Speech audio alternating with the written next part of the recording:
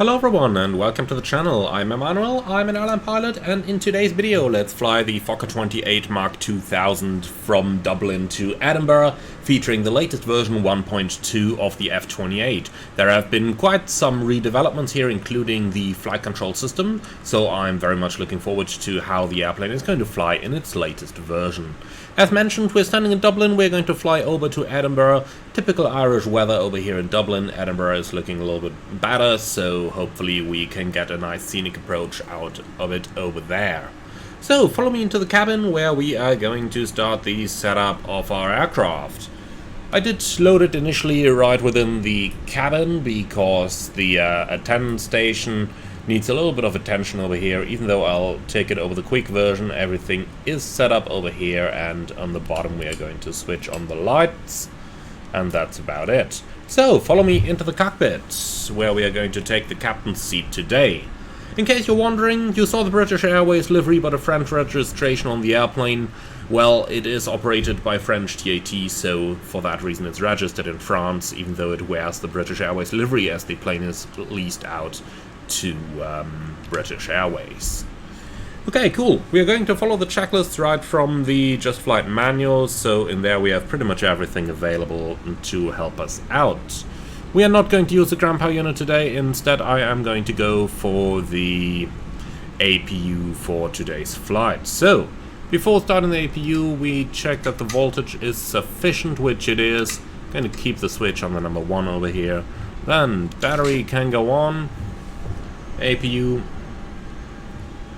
Fire extinguisher warning test, that can be found down here. So that's the engines. And that's the APU. Okay, very good. So our APU fire extinguisher is actually working correctly. And with that we can turn the APU on. So APU main switch on. Then generator switch off reset, that's where it is already, and then we can make sure the APU air is turned off, and air conditioning main switches are one on, the other's off, so that's up here. And then we can go ahead and start the APU. So start button, that little one down here. You can see how the amperage starts to deplete on the batteries as the battery is currently in use to charge up the APU, and the APU itself is now starting up.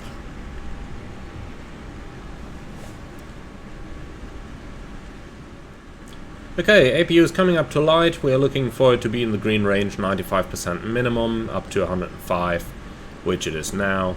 So generator 3 switch can come on. Here it is, and then master radio switches can come on as well, since we have power available now. Down here they are. Okay, perfect. So that is our airplane now powered up. Let's also go ahead and turn on a couple of the lights over here.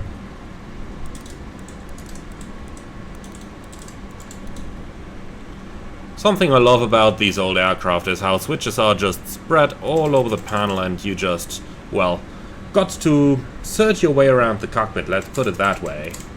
But here we are now. We've got some of the lights on, and one more down here, and I believe that is all that we need right now.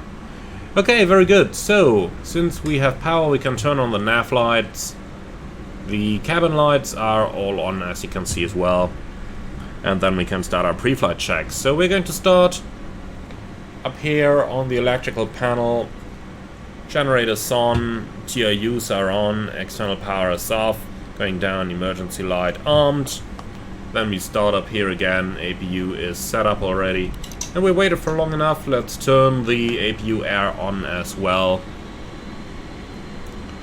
So, generator number 3 powered by the APU, let's make sure that that's working correctly as well.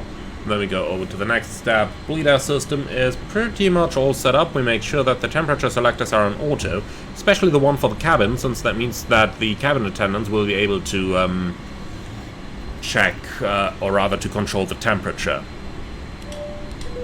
Okay, let's quickly check the attendant call system, and that should illuminate the pilot call over here. Okay, reset that. We're gonna try it the other way around as well. And as you can see, the stewardess call light does come up, and we can reset it over here. Okay, perfect. So, with that we can return to the cockpit and continue with the procedures. So we're going to climb up to an altitude of 25,000 feet today. So we're going to set 1,000 more than that, meaning we're going to set 26,000 up here, and that gives us a little safety margin up there on the cabin altitude. Alright, going on to the anti-icing then. It's basically switched off, and the monitor can be left on either side now. That's off. That's off. Now we can turn the windshield heating on already, set it to low. And that's it. Okay, on the lower panel, no smoking signs on, fasten belt signs on, the wipers can remain off. CVR test is successful. Moving us down to the main panel, the I always love these. The ultimate brakes are in the forward position, then the nose wheel steering's guarded. We don't need the floodlight. Test our caution panel. On the main panel then, there is a little bit of stuff that we can do up here, so if we just move to the side a bit, then we can check the anti-skid controls down here. Outbound, outboard, inboard, very good. Okay, going down to the pressure indicators, we've got a little bit of brake pressure over here, 1600 psi, which is the actual minimum for the airplane, so we are just going to keep it on that, but if we wanted to charge it, we could use the electrical pumps down there, just to show you how that works. I believe it is the System 2, but don't quote me on it. Okay, nope, it's probably System 1 then. Yeah, here we go. That's the brake pressure is charging and the hydraulic system powering up. Okay, perfect. So we can turn that off again now. We've got sufficient brake pressure for our pre-flight procedures. Next up we can come down here, and we basically did the tests already, but we can run the TBI test, testing the amplitudes. And finally we can pre-select the weather radar, 5 degrees tilt up. They do model the weather radar now, so that is going to be interesting for our departure, since the weather is certainly typical Irish for our departure. So in terms of fuel, we got 4,000 kilogram on board, but let's quickly go ahead and see what our flight plan tells us. Okay, so give me that original output flight plan here, please. Thank you. So in terms of fuel, we need 3,300 kilograms for takeoff plus 200 taxi, 3,500. So let's see what we've got right now. We've got like 4,000 kilograms on board, so that is absolutely sufficient for a flight. Okay, next we're going to test the fuel boost pumps. One by one, only those that we've got fuel in, obviously. Fuel pressure is turned off and the cross feed is working. Perfect. Collector tank cell light is not illuminated. Going down to the lights, all the movement lights are out, and the static lights are out, except for the nav lights as well. So going down to the radios, we're going to transmit VHF 1, but we'll listen to both. And on the radios, we're going to turn the Honeycomb frequency 1 to 2.8, and finally 1 to 1.5. Very important on this plane, because I always keep forgetting about it, and then I'm wondering why ATC... or why I can't hear ATC. We need to turn up the volumes. Okay, rest of radios we'll do later, and the autopilot is all set, and that's the transponder to stand by, and that's it. Okay, we can pre-select mode C on here as well. Alright, so that is our general cockpit setup. Now we can go ahead with the system-specific setup. So if we have a very quick look into our weather, then for Dublin we are showing a QNH of 1015, and that is set to 1015 and set on the other side as well. Perfect. Okay, the wind is 010 at 10, 5,000 meters visibility in light rain, few clouds, 400 scattered, 800 broken, 1,112 degrees, 1015. So let's now go ahead and prepare our charts for the departure. Using Navigraph charts here, currently sponsored by Navigraph, thank you for that.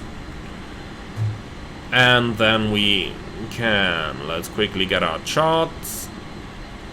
So the navigation setup really takes like half of the time that you invest into the general flight deck setup, if you ask me. So, this is what we need. We're standing down here on 315, runway 28 left for departure. And yes, that is quite a tailwind component that we have on that runway, but that is actually realistic at the moment. So they are using runway 28 for the departures. Even though they are using 28 right, and I am changing to runway 28 left, for the simple reason that on 28 left we can follow our departure with conventional navigation, while on 28 right we can't. So if you have a look into the chart over here, then you can see it's basically all on-off procedures, but we go straight ahead on the radial 278 outbound from Collinstown for 5 nautical miles, and that's the Delta Whiskey 108 point. Got to be above 3,000 there, and then make a right-hand turn towards Dublin VOR, maximum level 90, then radial 094 outbound until Liffey, which is marked at 28.9 DME, max 290 knots below flight level 230. So that way we can fly our departure conventional as well. Okay then, Collinstown 11 point, what did I say, 11.2, and Dublin 14.9.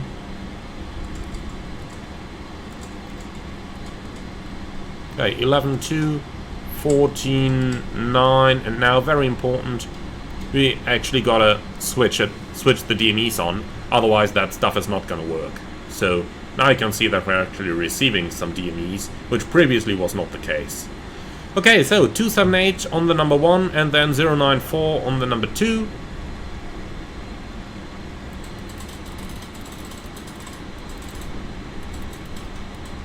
We go 278 and 094. We're gonna start with nav 1.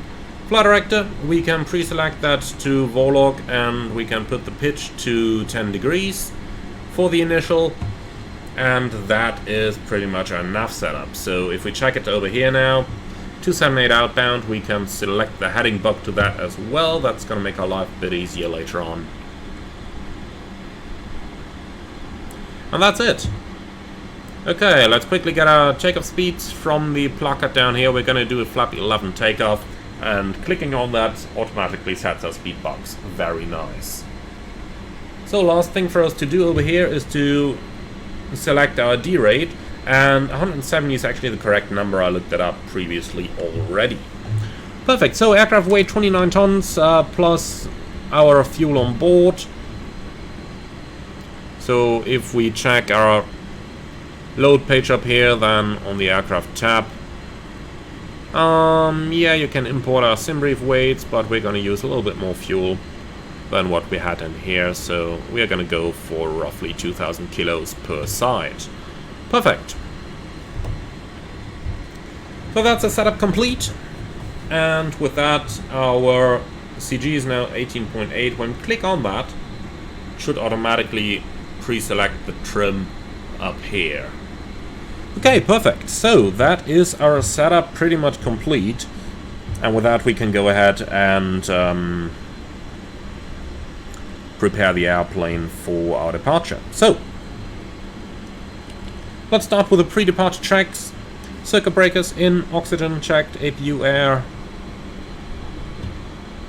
on, windshield heating low, fasten belts, and no smokings on. Okay, central warning caution system test, skid control test, engine fire warning test, fuel consumed indicators reset 0. Then aircraft weight set, TTC switches. So yeah, we better gotta set those, and we find them down here. Okay, they're in takeoff position. Nav light on, flight recorder. Well, that's on the FO side, but not that interesting for us, and she's actually blocking the view, so that's the pre-departure check complete. Okay, let's go ahead and grab GSX to push us back. Let's hope that that's gonna work. They did a little bit of work on that, as you may remember, with the previous version when we prepared our airplane for pushback. It caused some issues with closing the doors and handling the jetways, which are rather loud, by the way. But if we go to the back of the cabin now, you will find that we can now handle this perfectly manually. because we can switch this automatic handling from GSX off. And that's exactly what we're gonna do. Alright, so that's the jetway connector gone, and then we can close up the door.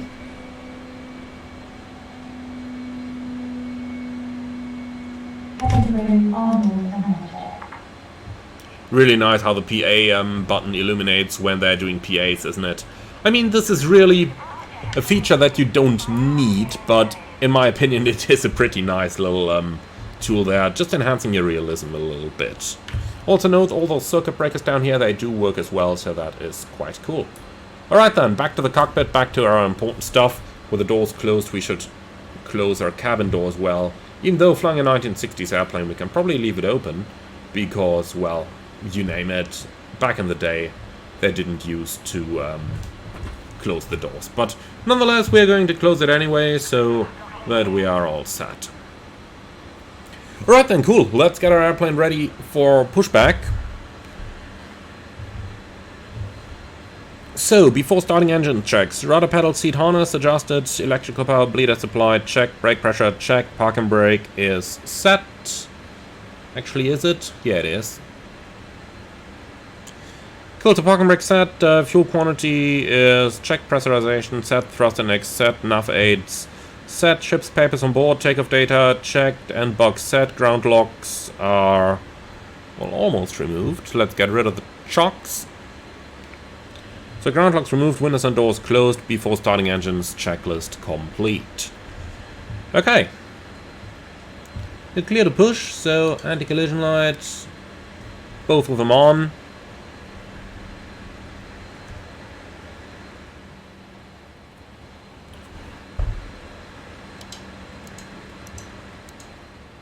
Alright, clear for start.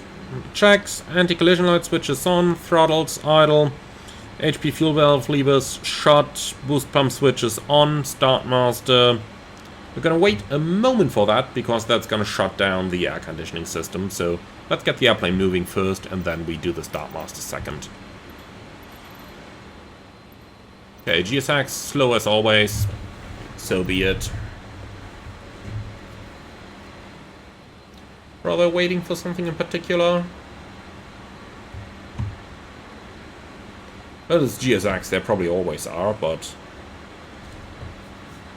nonetheless.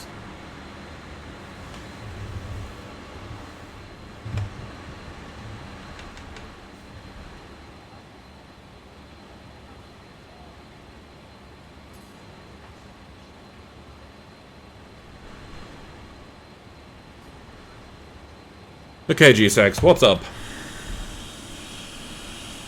Standing there doing nothing. As always.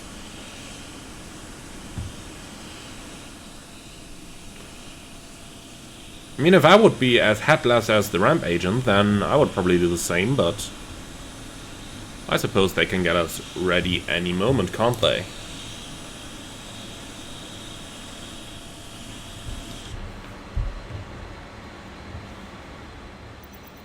Come on, GSX, what are you doing? Did we forget anything that is blocking it? Let's see, trucks are gone. No, we should be all set. And since we're about to do pushback, let's turn off the nose wheel steering as well.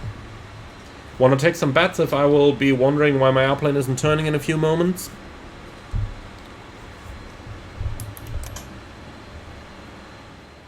Okay, so releasing the park and brake apparently does nothing. Well, GSX, so what are you all about right now?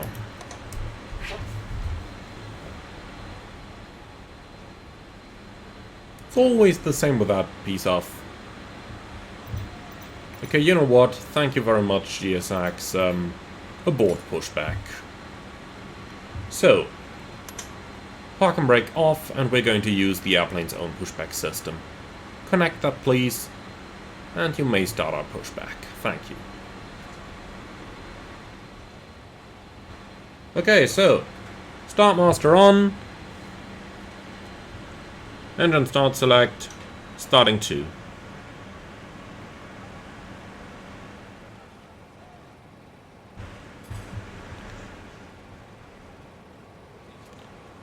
So the engine is running up. We are at 15%, so fuel can go on into the start position.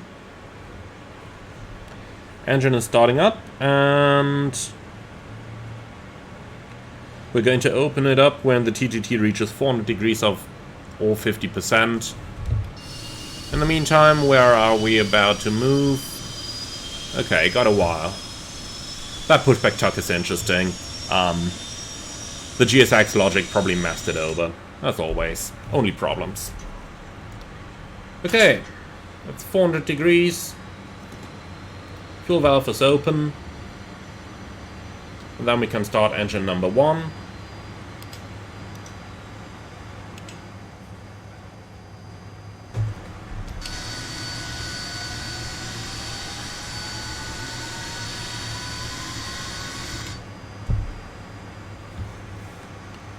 %. Fuel valve start. Fuel is coming in.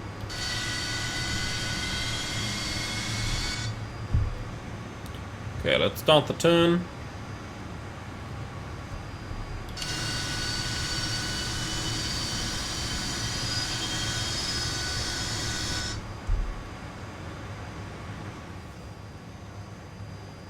Okay, the engine is coming up. That's 400 degrees. Start valve open. And I'm happy with that pushback, thank you. Okay, park mark set, you're clear to disconnect. See you with a clear signal on the right hand side of the plane, and have a good day.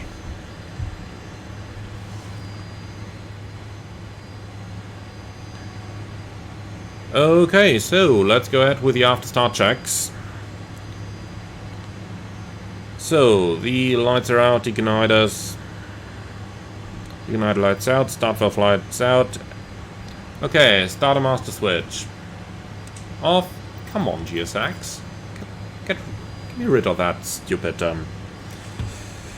Okay, so, generator lights out, generator 3.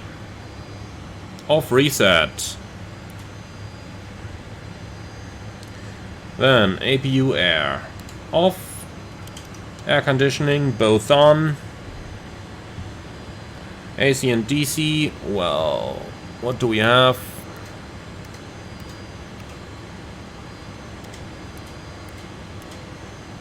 Okay, that's all working as it should.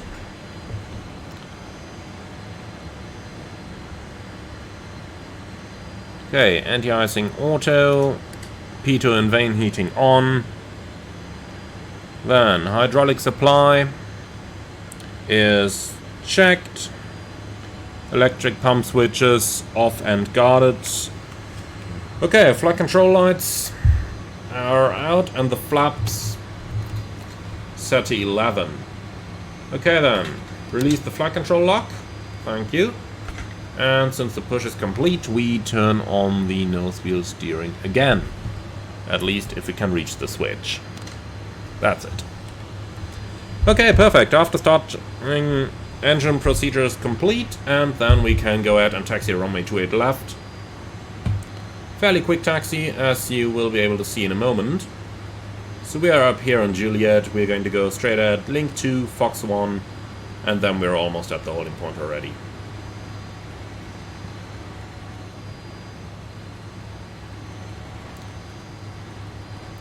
You can see it a little bit better. Link 2, Fox 1, Echo 1, and then we are at the runway. Okay, cool. Clear left side, clear right side. Taxi light on, park and brake off. So we should need just a little bit of thrust, and it's taxiing fine. Brake track works as it should.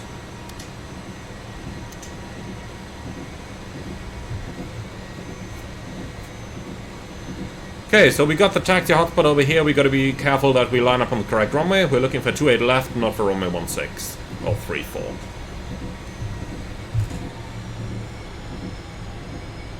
So that's going to be turned to the left. Fox 1.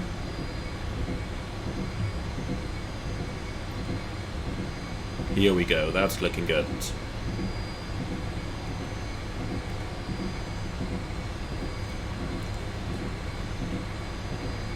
And then we go right at the end, and that's gonna be it.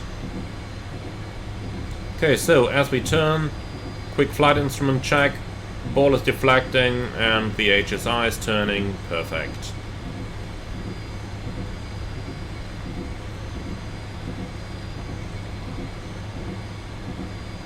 Okay, 2-8 left and 3-4, that looks good. That is where we wanted to go.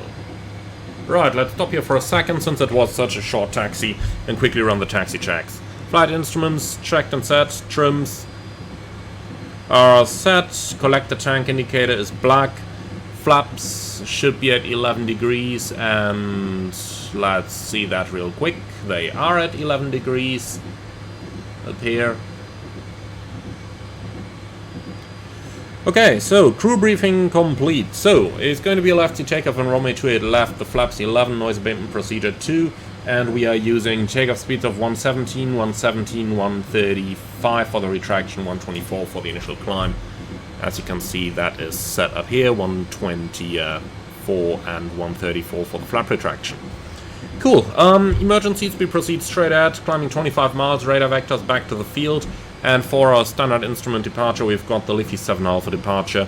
Officially it's ANAV, but we can make our little self-made departure over here. So straight at on the 278 radial outbound Collinstown till 5 DME, then a right-hand turn 094 IMON to Dublin, maximum flight level 90. So alt selector, we can put that one to 90, like so. Pre-selected on nav1, then we switch over to nav2, which got Dublin VOR 094. And we'll follow that outbound until 28.9 DME to Liffey. Max 290 in the climb, so for our airplane it's 250 knots anyway, published, and that is it. Any questions? No? Very good. Okay, so lineup checks. Brake temperatures are checked. APU off. Needs a little time to cool down there, so in case you wondered. Okay, lift damper arm. Now those are located down here, a little bit nicely hidden. Lift damper arm, flight control, up, down, left, right, and the rudders left and right. So flight controls checked, yaw damping is in, and finally transponder can go on, and the altitude reporting can go on as well. Alright, perfect. Landing light switches on, and taxi lights can come back in. Alright, that is the lineup procedure complete. So, park and brake off, and off we go. Lift damper showing ready. Just gonna make 101% sure that they don't accidentally extend down there. We'll probably need the wipers in high, knowing how the weather in Dublin can be. Right, so we're looking for the runway to the left, not the one to the right. That's 3-4 going over there, and that's 28 left going over here. And we'll opt for runway 28 left. Okay, looks good. Control lock is released down there. Perfect, are you ready? Take off. So, just set the thrust index to 100 now.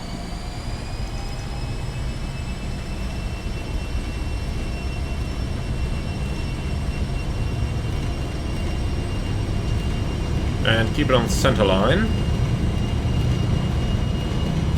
Okay, thrust set, 100 knots. V1 rotate.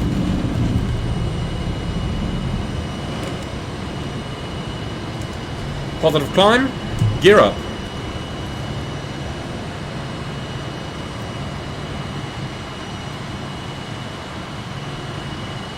Okay, going to overfly Dublin VOR, so don't wonder why I'm not tracking that VOR radial 100% right now. might as well switch the flight director to heading for that moment.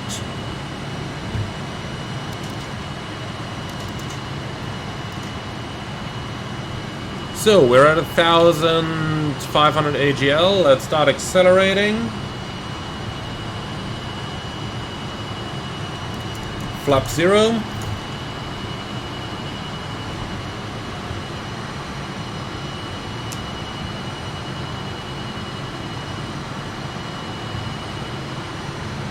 Looking for 250 knots, and if you're wondering why it is so hard to read the speed indicator, that's why you've got that little speed bug over here. And if that is set correctly, then your indicator on the side of your ADI over there is going to give you a fast and slow indication, giving you somewhat of a hint to fly a bit more accurate.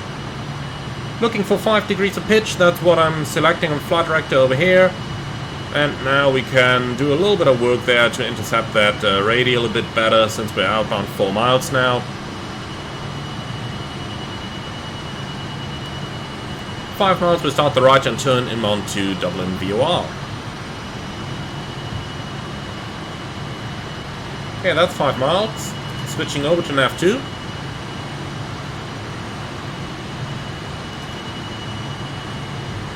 And over to Warthog.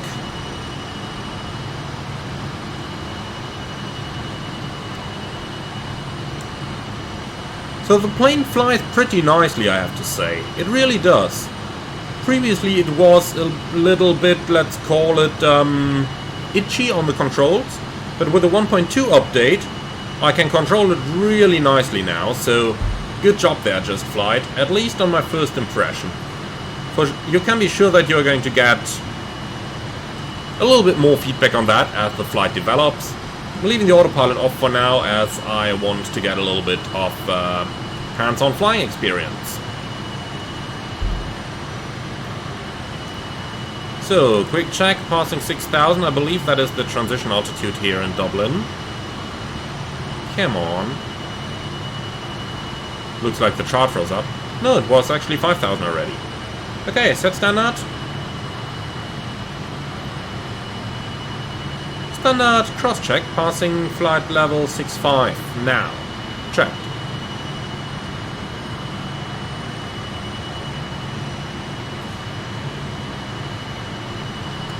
Okay, that's 2,000 to go. Let's make it 2,000 feet a minute.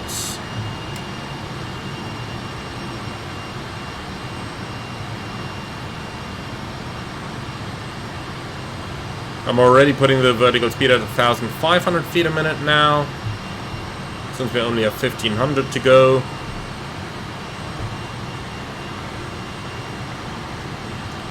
And that's 1,000 to go. Let's do 1,000 feet a minute.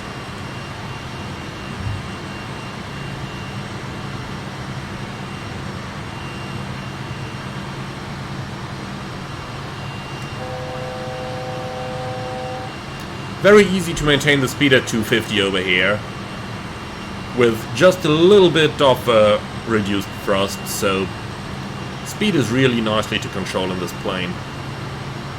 Okay, we're about to overfly the station. Let's turn onto the 094.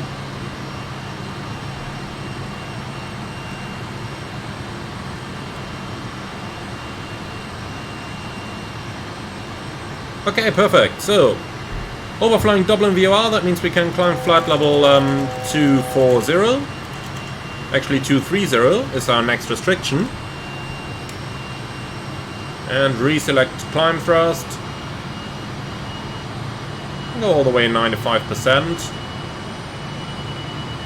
Pretty much like so. So roughly 2,000 feet a minute is what we're looking for. And that is what the plane is giving us as well.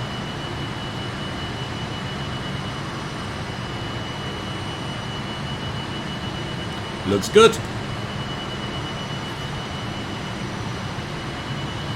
So that much about hand flying it. Let's go ahead and use a little bit of autopilot as well. AP on. Let's see how it's going to work. For now it's just in pitch and roll hold modes. We can go into beam to track the radial outbound. and then EAS to maintain our speed. So normally above 200, above level 100, we would maintain to 50 knots over here. However, let's see what the plane is going to give us. The ice detect light came on, but I am going to ignore that for now because we have just left the icing conditions. Even though if the plane really wants engine anti-icing, let's give it that. Here we go. I'll leave the wing anti-ice off for now because, well. Okay, passing 10,000.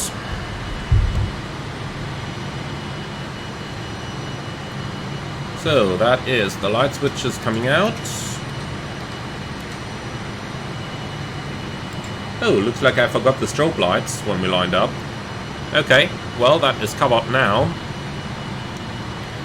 So that's the light switches on, off of course, and I do believe it is going to stay somewhat smooth, so let's go ahead and release the passengers. We'll keep the no smoking sign on because, well...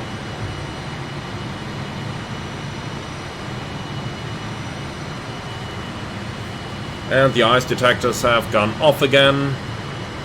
Engine anti-ice auto. Here we go. Okay, cool.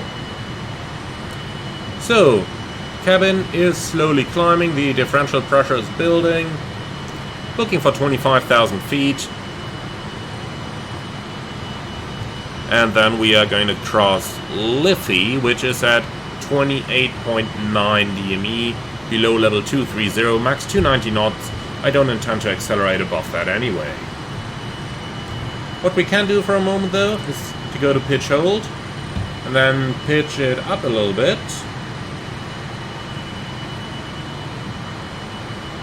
And that way we can reduce our speed back towards 250. That should improve our climb a little bit.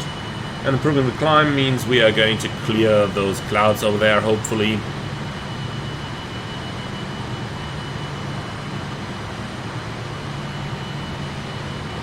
Okay, next up, do we have en route charts? No, we don't. Okay, well, so be it.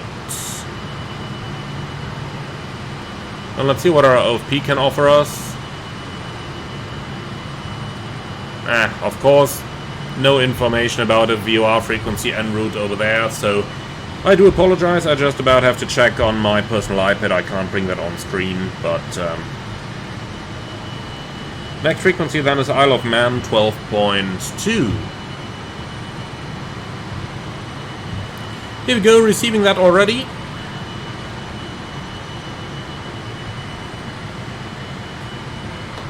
So we're looking to fly all the way to Liffey, 29.8, and then we turn left towards Isle of Man at 28.9, and then we turn left to Isle of Man to stay along our route.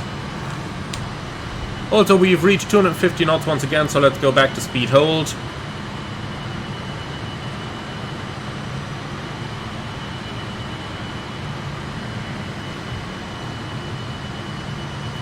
Looking good. So, the track towards Isle of Man should be 038. Let's go ahead and pre-select that on the number 1 course. Here we go, 038, and we can set our heading buck there as well, so that by the time we overfly Liffey... Okay, we're just in front of that. Let's go to heading, switch to nav 1, and here we go. Okay, let's go back to beam, so that we intercept the radial towards Isle of Man. From there on, it's going to be 100 miles to Tala, frequency 13.8. Pre-selected, but we don't receive it yet.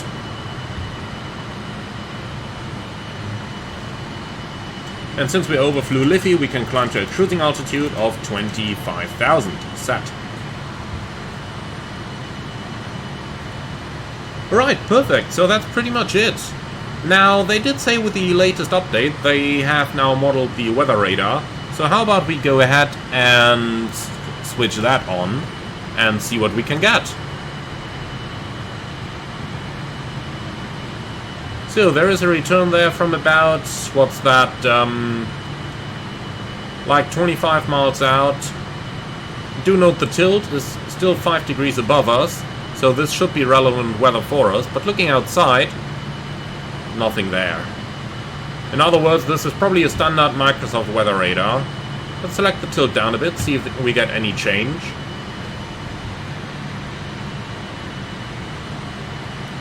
No, nothing out there. Okay. So yeah, standard Microsoft weather radar, just giving us the 2D top-down view. Not exactly what I would like to see, but if that is what they give us, then that is what they give us. Ice detect. I wonder why that's coming on. I mean, we are well clear of any clouds right now, so where should that weather come from that the airplane seems to detect? See that? We haven't flown through any clouds, so where should that ice come from?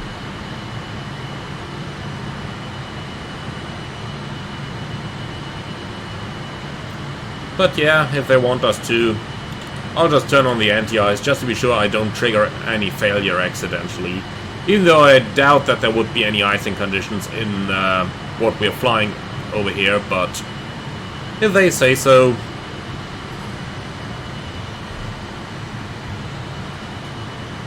Okay, we got 1,000 to go.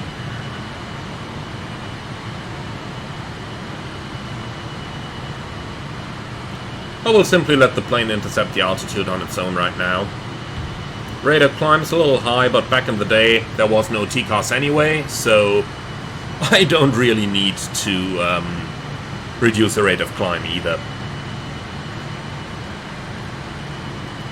Okay, looks like the icing is gone, and we're nicely leveling off. Very good. Engine anti-ice auto. We'll clear this, that's good, because that could be quite turbulent over there. But along our route over here, things actually seem fine. Okay, very good. Then we're gonna cruise at Mach 0.68, that's roughly 290 knots over there. And that is really all we need on our way towards Edinburgh. So, flight director can go on altitude hold, and in case, it's been a little while since we've flown this airplane last, so in case you are no longer aware, the flight director modes are totally independent of the autopilot modes in this airplane. So, flight director and autopilot, two completely separate systems in here. Okay, reaching 290, let's reduce thrust a little bit to stabilize on speed. Again, I'm not flying it through the airspeed indicator right now, but I'm using the fast and slow deviation bar on our ADI over here, which shows us our deviation around the speed bug, and that is really what I'm interested in. So, 290 knots should be something over here, and that is what we're flying. Perfect. 16 miles to run towards Isle of Man, and then we're receiving Tala VOR as well already. That is just about perfect. Okay, let's go ahead and have a look into our approach then. For the arrival, we're going to Edinburgh. We are not going to use any star because they are all on off these days, but instead we are going to fly the ILS approach out of Tala VOR. And looking into that, the latest weather in Edinburgh at the moment is showing 090 at 3, slightly variable, 10 kilometers, few clouds, 3000, 14 degrees, 1016. Okay, so 1016, we can put that in here, but we could also just leave it. So that's roughly it. And all we need. Okay, so for the charts, let's grab the ILS, runway 06 then. Cat 1 approach, and obviously we are also going to take the ground chart and the parking charts.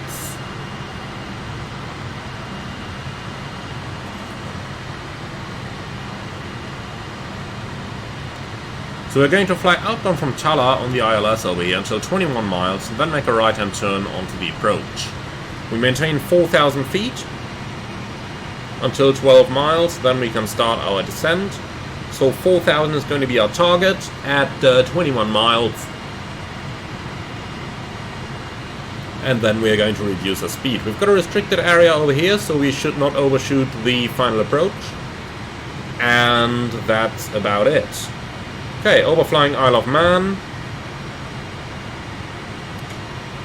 Nav 2 inbound to Tala VOR.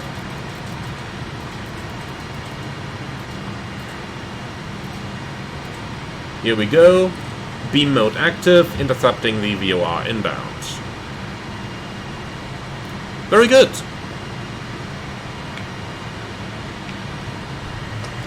Okay, so we're navigating on nav 2. That means we can pre-select the ILS on nav 1 in order to prepare. That's going to be 108.9.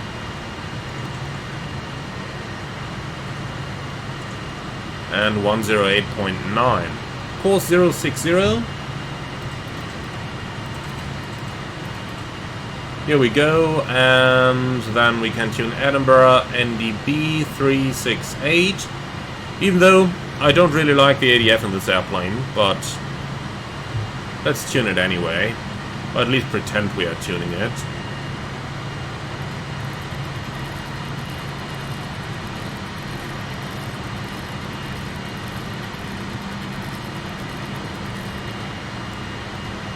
So, if that is 370, 368, it's probably somewhere over here.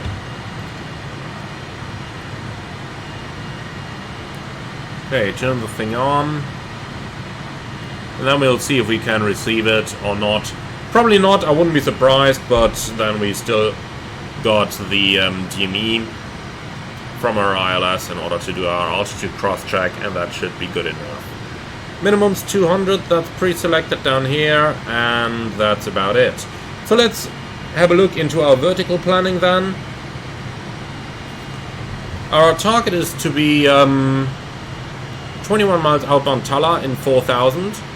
So that means we need to lose 21,000 feet. Losing 21,000 with our standard formula, 21 times 3, gives me 63 nautical miles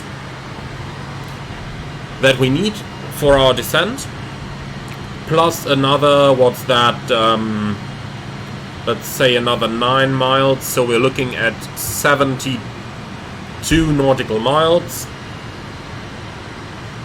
But you know what, let's just make that 4 miles, so 63 plus 4, 67 nautical miles. We got 21 miles outbound Tala, so that means that 63 minus 21, 42 miles. Inbound Tala, we're going to start our descent. So that's in roughly 40 miles-ish. 35 rather. Okay, cool. So let's go ahead and commence our approach briefing. Threats for the arrival, well, I don't see any, to be honest. Not that familiar anymore with the airplane, so that's probably the biggest threat here, that we simply have to work our way through the plane. First time flying it in a little while. Okay, so for the arrival routing, we're going to fly towards Tala VOR, then leave it outbound on 321 radial, so that's going to be a rather sharp left turn over here. Looking at this, 321 is what we're looking at, so that's going to take a couple miles. So we got to anticipate that turn in order not to overshoot it. Anyway, then on the outbound sector from Tala, we got a couple altitude restrictions there, but we treat them all as at or above restrictions, not as at restrictions. So at or above, all of them. And looking at those altitudes and mileages over here, I don't have any doubts about being able to fly that.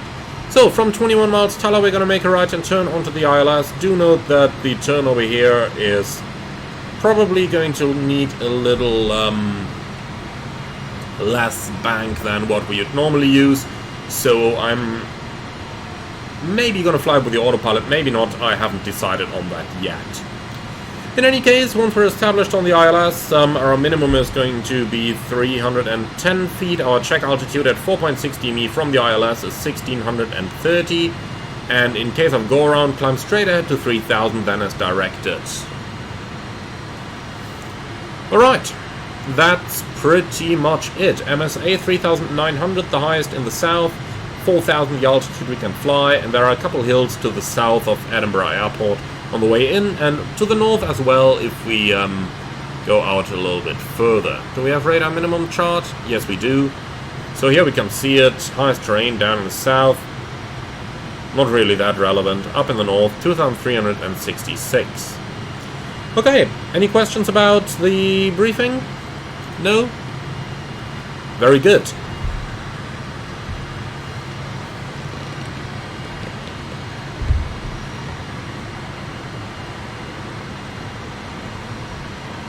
Let's have another quick look at the plane from the outside then, because it just looks so marvelous.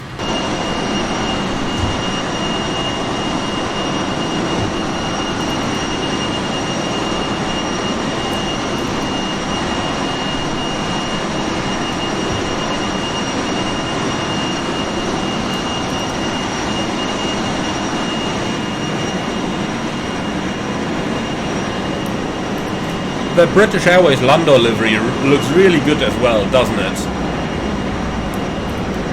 I just totally love it. And Just Flight have done an awesome job with this aircraft, both in terms of the visual model as well as the systems and the sounds. The only thing I notice is that constant slight left and right wobbling right now. That might need a little bit of an improvement, but that might just be Microsoft turbulence as well. I certainly wouldn't be surprised if it is. Okay, so we said 43 miles ahead of Tala we're going to start our descent. That's in 5 nautical miles. So let's dial the altitude down. We'll start at flight level 100, and then we're going to find our way down as time progresses. So 100 is the target. And then I'd say we do things better slow, rather doing slow than fast. So how about we start with it now. Pitch hold. And then we've got our autopilot down here, so pitch down a bit. Let's see what it's gonna do. That was certainly not enough. Let's do a bit more.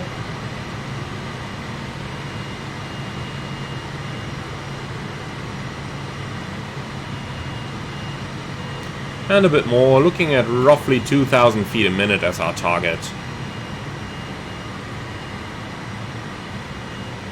Alright, that does look good. No auto throttle. Better remove the speed before the clacker starts. That's the gear warning horn, no need to worry about that. Silenced it right out. Okay, about to enter some clouds, so let's go ahead. Seatbelts on, engine anti-ice on. With our rate of descent now established, let's also select the cabin altitude down to our field elevation. So that's roughly 0 down there. So that's what I'm selecting, so that our cabin starts descending as well. Ice detect, yeah, not surprising. The engine anti-ice is on. I'm gonna wait a bit with the wing anti-ice, so that a little bit of ice can build up before we start shedding it off again. So let's do a bit more mathematics in order to cross-check our descent path. 21 miles from Tala until we need to be in 4,000. That means 21 divided by 3 is 7. So we're looking at 4 plus 7, 11,000 over Tala, plus whatever we need to reduce our speed. So if we aim for 10,000 at Tala, we should be good to go. So we've got 30 miles to run. That means we are a little bit high right now. So let's increase our rate of descent while maintaining those 290 knots. You can give me 3,000 feet a minute, please. So what's the weather radar saying? A little bit of amber. That is okay, we can fly through that. At least seeing that there is not really any useful way around this.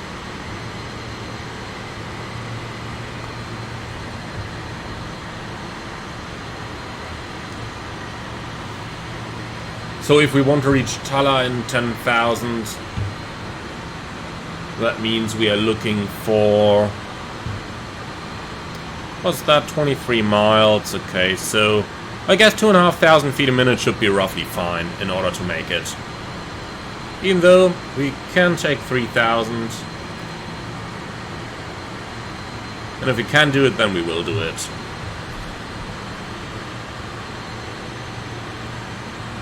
Okay, descent checklist. Fasten seatbelt switches. On. Pressurization. Set TTC switch. Takeoff. Landing data.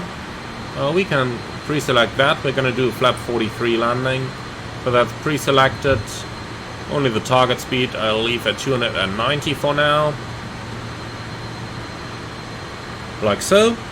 So landing data checked and box set. Crew briefing complete. Descent checklist complete.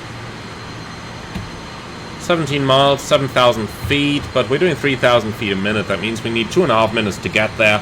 We're doing some 6 miles a minute, so we are actually running quite alright.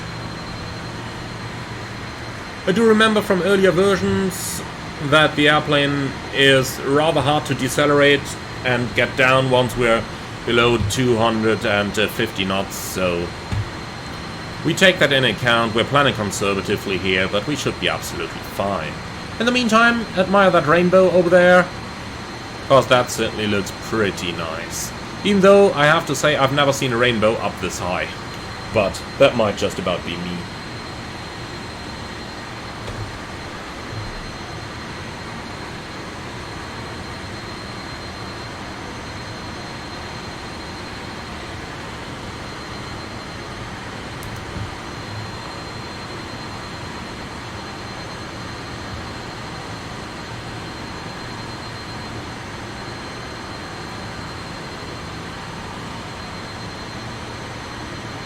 So as they say, go down and slow down is always a little bit of a problem, but I think we'll be just fine.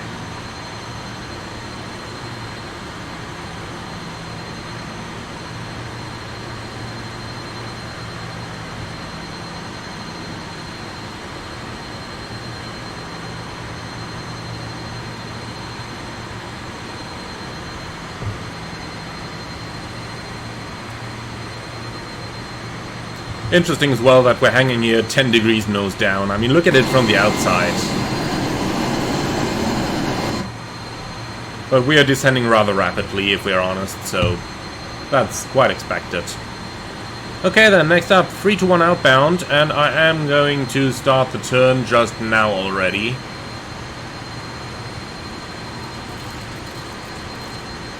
Because at the speed we are flying, we have quite a turn radius. So let's do something like heading 340 maybe. Okay, reaching 10,000.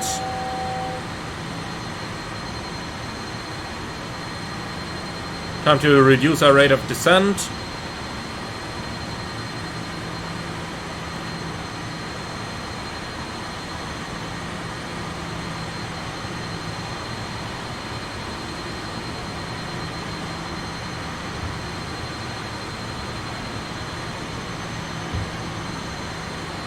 Okay, almost overflying Tala. Let's correct the radial, and here we go.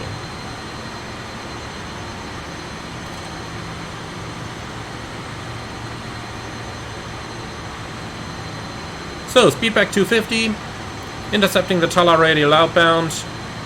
Now I've got 21 miles to the point where we want to be in 3,000. Let's reduce our power a little bit more. Otherwise, it's probably not going to work.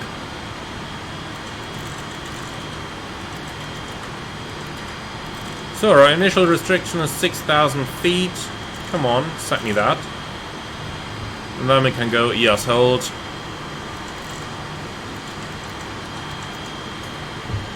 Here we go.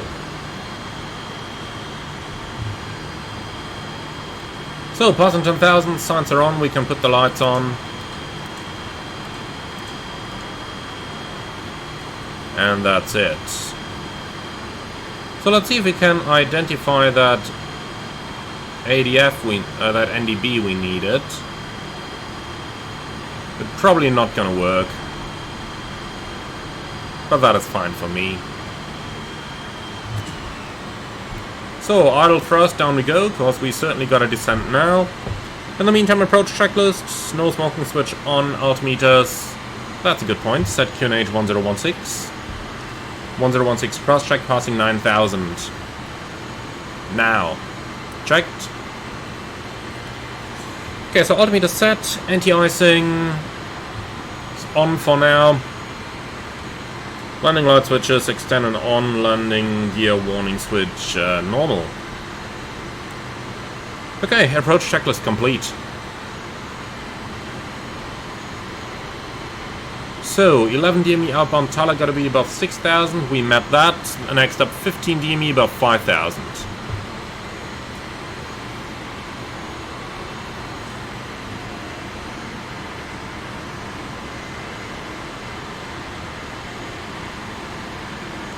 So, that's quite a rain shower over there.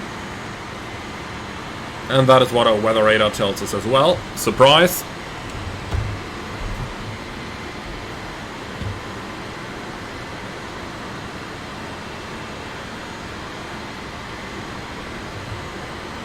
Okay, we are receiving the ILS DME.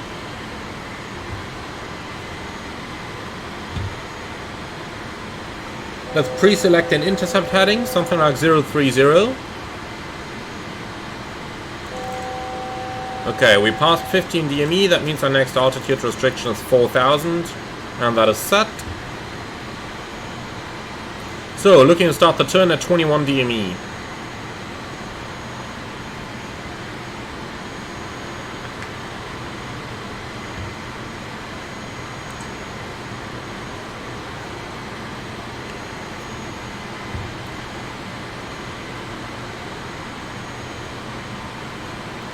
Quick cross-check, 3 miles to run, that means we lose 1,000 feet, so we'll be in 4,000 and a bit before we start our final turn.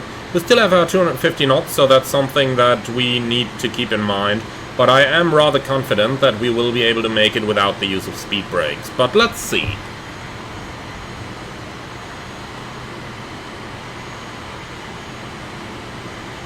One mile to start the turn, 1,000 to go.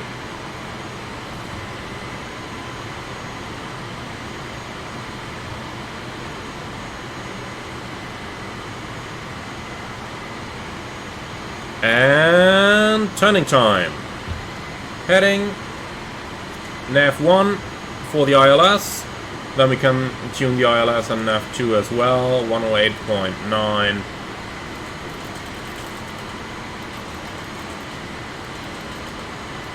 .060.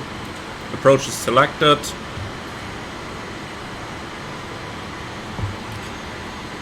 Okay, leveling off. Speed back 180. Localizer is coming in. That's beam mode active. And captured.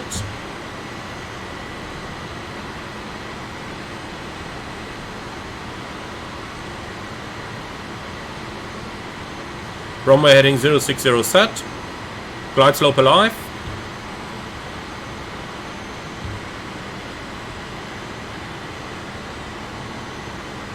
Speed is coming back nicely.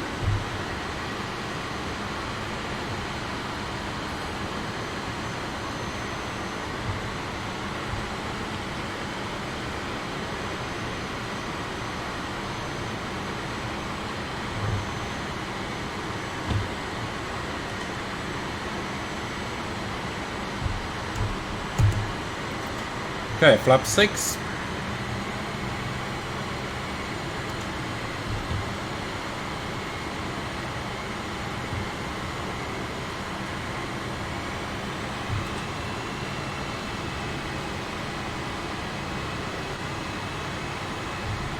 Okay, the glide slope is coming.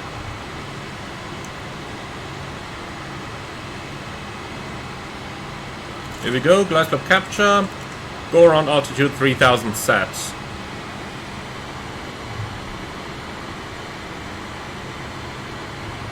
Okay, looks very good.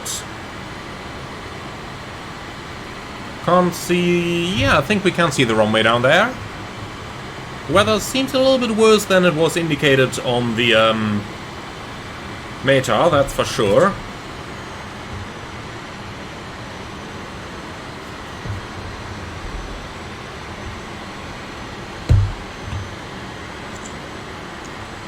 Okay, spoilers armed. Cabin crew, please take your seats for landing.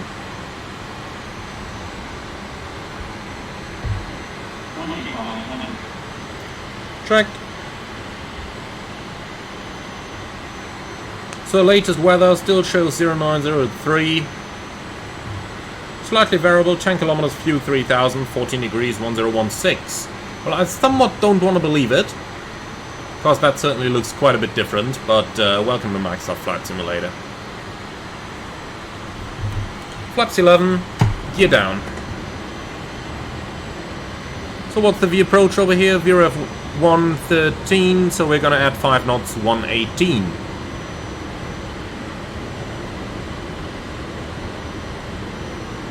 Like so. Right, so again, we are following the speed using the indicator on the ADI over here, because that is simply a lot more precise. Flaps 18.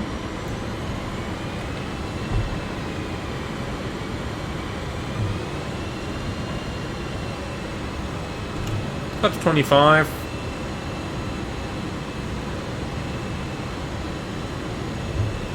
And flaps 42.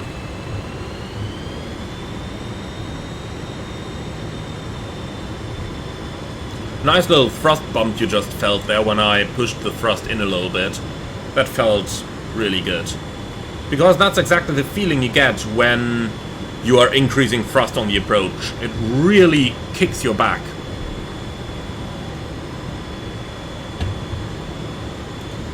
Okay, let's see the ground speed. 120 knots, so we got a slight headwind, but just a very slight one. That's fine.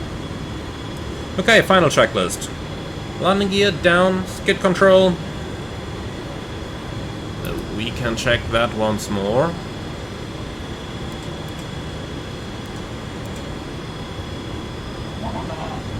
Checked. Okay, skid control checked, brake pressure checked, lift dampers armed, flaps 42. Final checklist complete. Alright, so very nice approach. The autopilot has flown so far, but now it is time to take over. That's manual flight. And as long as there are no external disturbances, we shouldn't need to do many corrections at all now.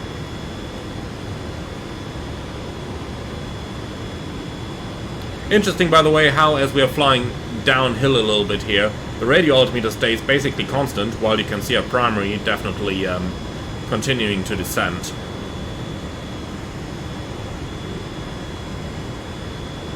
So previously the plane was a little bit aggressive on the flare.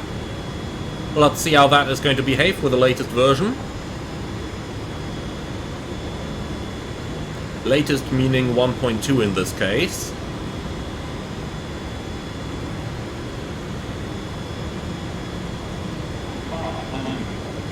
Checked.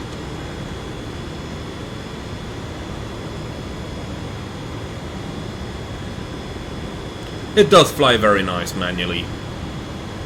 Quite stable though. Knowing Edinburgh, even though the wind is almost calm, I would certainly have expected a couple of turbulences. Normally always get at least some over here. Checked.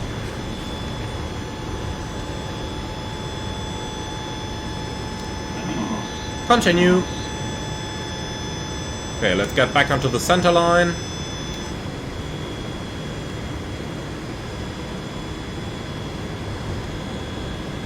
That looks better.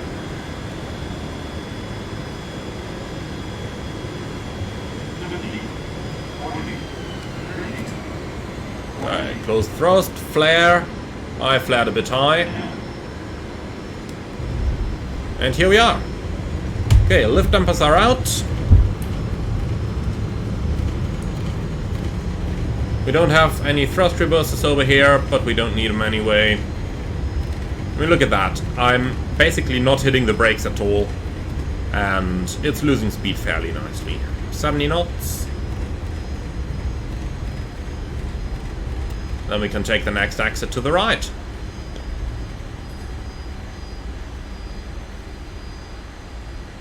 Okay, now I'm braking a little bit stronger here. because that is a rather tight turn. Should have started braking a little bit earlier, but I do believe if we are turning to the right now, then we will end up pretty much exactly on the center line. Not exactly how you vacate a runway, but then again there is no traffic around, so here we go.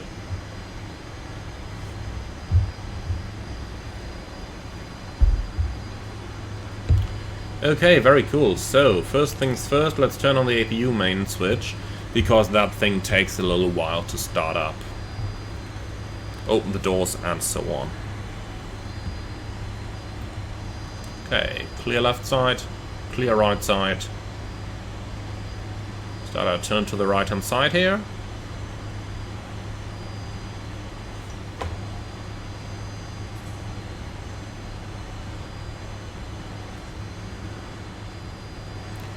Okay, looks good.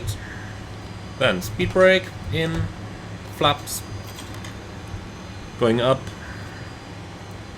Let's quickly stop for a second. So anti-ice switches going off, pitot heaters off, APU starter, oops, that one on, and generator 3 switch, we can turn it on already. Cool, radar and transponder.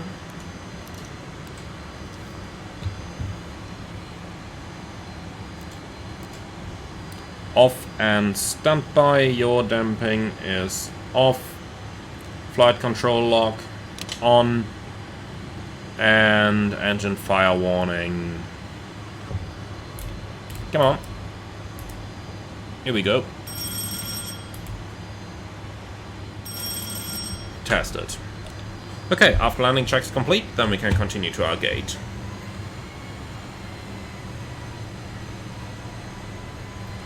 In case you're wondering why I am checking the engine fire warning here before turning in to the gate and shutting the engines down. On these old non-FADEC equipped engines, there is a little chance that some fuel might spill and stuff like that, and that can cause an engine fire upon engine shutdown. For that reason, we are just checking the fire extinguishers, or rather the fire warning once more over here, before we actually taxi into the gate and shut the engines down. Okay, not this one, but the next stand, number 8, here it is.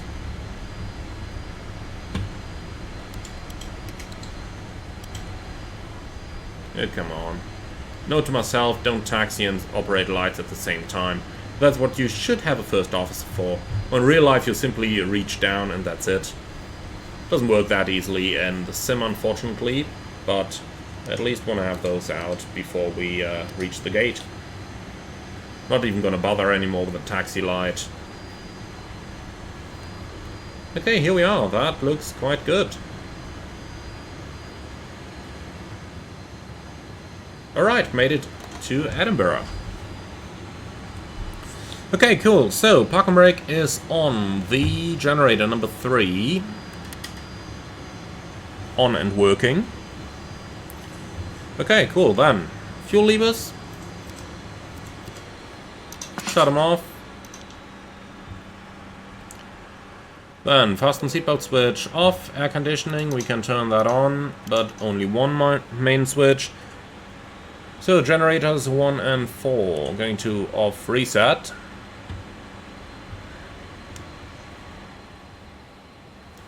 Okay, so thrust levers in fuel off. The fuel pumps are going off like that. And with the engines off, the anti-collision can go off as well. So, nav light stays on, tech lock complete. That's the parking checklist complete. Alright, so let's open up the door and say goodbye to our fellow passengers.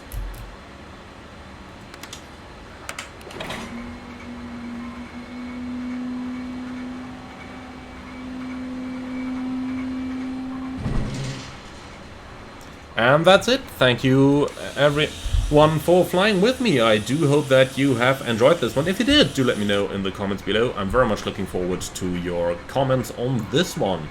Finally, if you're interested, the airport we flew to is Edinburgh from Paraguay Dev. Really good developer and a really good looking airport as well. So, that's it for today. Thank you very much for flying, everyone. Do comment to let me know what you think about going back to aircraft like this one in videos and having a look into some of the older add-ons as well. In the meantime, I would like to say thank you very much for listening and watching. Hope that you've enjoyed this one. If you did, do leave a like on YouTube as well, as it does help with the algorithm. And finally, if you're up for more, don't forget to subscribe to the channel. If you really love what I'm doing, I would appreciate a small donation through the Buy Me Coffee link in the video description below. In the meantime, I'd like to say thank you very much for flying, and I see you all again on the next one.